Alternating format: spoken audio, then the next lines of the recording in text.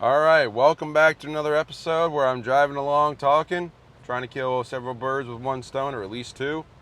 And so much is happening, okay?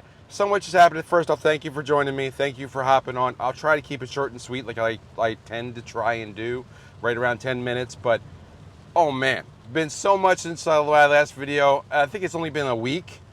But, woo, the news coming out. Okay, it's the 30th. I'll tell you right now. I believe there's a Fed chair meeting today, tomorrow. Doesn't matter, okay?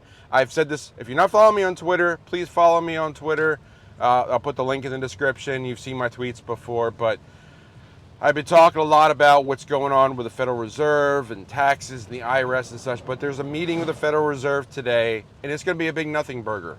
All right, it's already been said that Jerome Powell said that he's not looking to cut rates. They're whatever verbiage they're using, they're not cutting rates, and the reason is this: they can't cut rates now because the last time they did this, the 10-year note went the other direction, which means mortgage rates went the other direction. They go lockstep. It's the 10-year mortgage bond, 10-year bond mortgage rate, whatever they call it. They go together. So typically in the past, when I can't even remember the cameras, I'm doing this on my phone. Uh, it's been a while since I've been doing this, and it's amazing rain going on today. So anyway, bear with me. The last time the Fed cut rates, the mortgage rates went the other direction. Now, typically in the past, they drop a quarter of a point. Mortgage rates would follow like a week later. They catch up, and that would be the number. See, we got an ambulance going, or a fire truck going by. That's part of, that's one of the issues when you live in an area where, you get thunderstorms and lightning strikes. Anyway, now that noise is past me, moving on, we got the meeting today. Nothing's going to happen. And Jerome Powell can't cut rates because it'll just show that the Fed has no control anymore. Because before, you make a change in the rates, and then things would follow. That's not happening now. So what's happening instead is that they're just throwing the news out there that say, hey, this is what we're thinking. This is what we're thinking about doing, and it doesn't happen. Okay.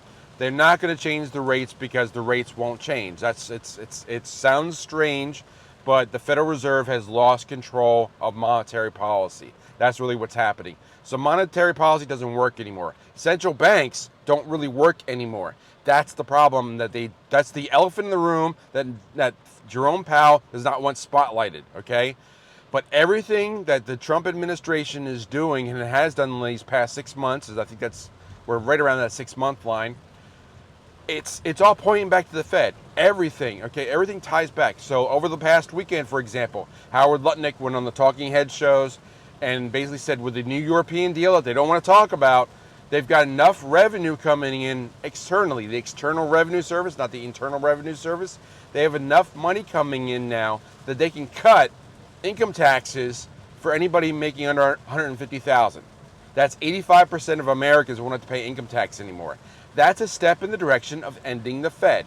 Everything is a step in the direction of ending the Fed. And the timeline has been set that we're going to have a huge celebration. Liberation Day was, I think it was April 2nd. You can check me on that and leave in the comments. But Liberation Day wasn't long ago. They set the timeline that July 4th, 2026, the 250th anniversary of our country, is going to be a big deal and a big Liberation Day. Big Independence Day for the country. Part of that is getting rid of the IRS. The IRS feeds the Federal Reserve. Also, Fort Knox, that's going to come back into the picture. Remember last week when Trump and I think it's Representative Pulte, but Pulte Homes is the name. I used to do real estate. If you know real estate, you know the name Pulte Homes. So Pulte knows construction. So does Donald Trump. So when they looked at the 3 buildings now, I don't know why you need more than one for the Federal Reserve, but they got 3, spending over $3 billion. I looked it up, okay? The types of buildings that cost $1 billion, okay, there's 2 kinds of buildings in America that cost $1 billion. Giant football stadiums or giant casinos. That's basically it. So if it's not the Bellagio or Dallas, Texas Stadium, what is it doing in the $1 billion building category? So 3 buildings for $3 billion, and that's renovation. Some of it is not even new construction. It's renovations. It's crazy, and you know they're skimming off the top. So let's not even question that.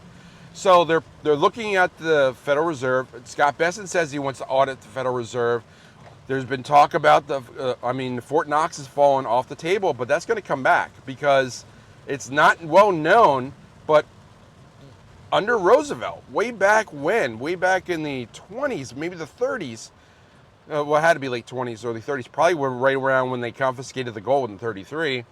They moved the gold in Fort Knox onto the asset books of the Federal Reserve for good housekeeping and gave them some bonds that are not returnable, refutable, whatever.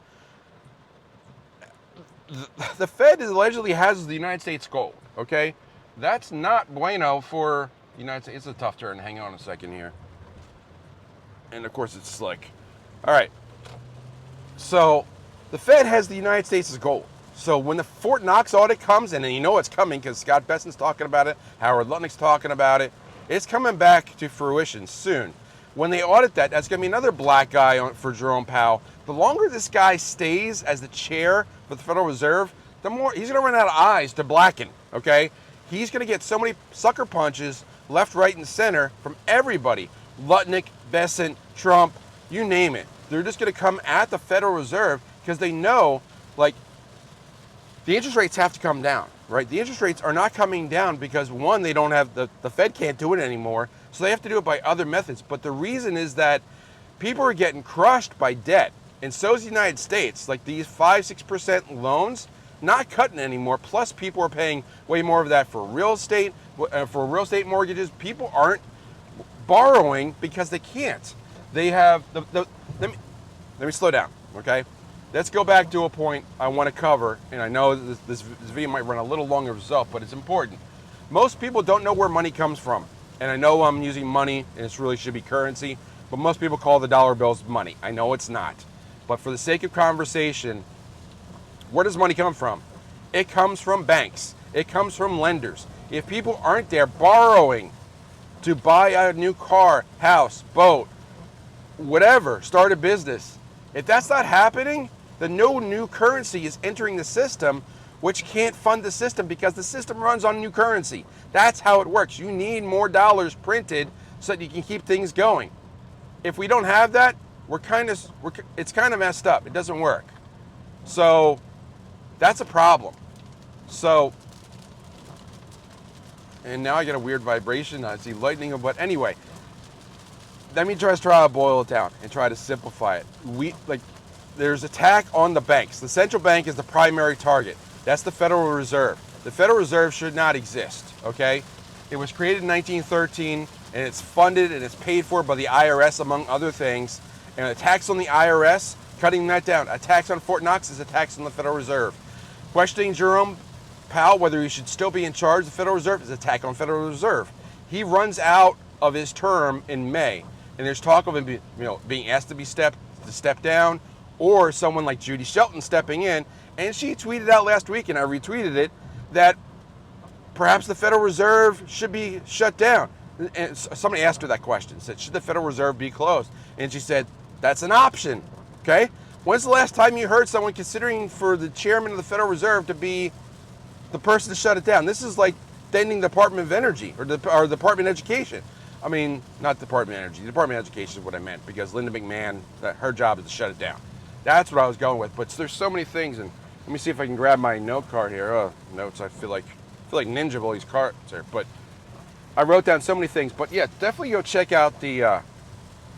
I don't know where it went. I'm going off the top of my head, but there's so much news right now, right? And then the CoinDesk article that came out today about DeFi and stablecoins and the Clarity Act and the Genius Act.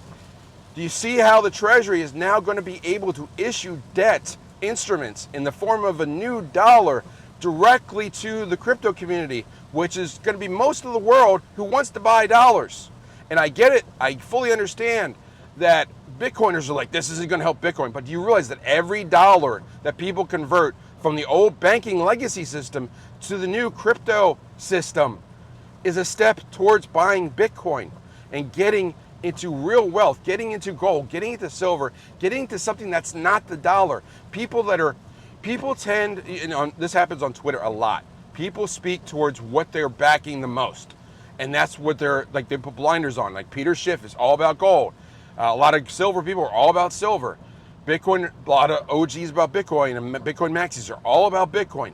The truth of the matter is you should get exposure to all three. Get out of the dollar system some way, somehow, whichever is easiest for you, but get exposure to all three. That's the things that makes the most sense. And whether you believe in Bitcoin or if you believe in silver or believe in gold, believe that they're better than the dollar. And that's what wealthy people do. They buy assets that are better than the currency because currencies come and go. The assets last much longer and hold their value much longer. So that's what you need to store your value in, is real assets. I'm going to close there because I'm already at 10 minutes, but what are your thoughts? I read every comment. I'm going to put this up on Twitter. I'm going to put it up on YouTube. I'll read the comments. I'll see the feedback. Let's have a dialogue about it. But I'm telling you, all the dots are starting to connect. And by this time next year, do not be surprised that the income tax is gone, as is the Federal Reserve. And remember where you heard it first. See you guys in the next video. Take care.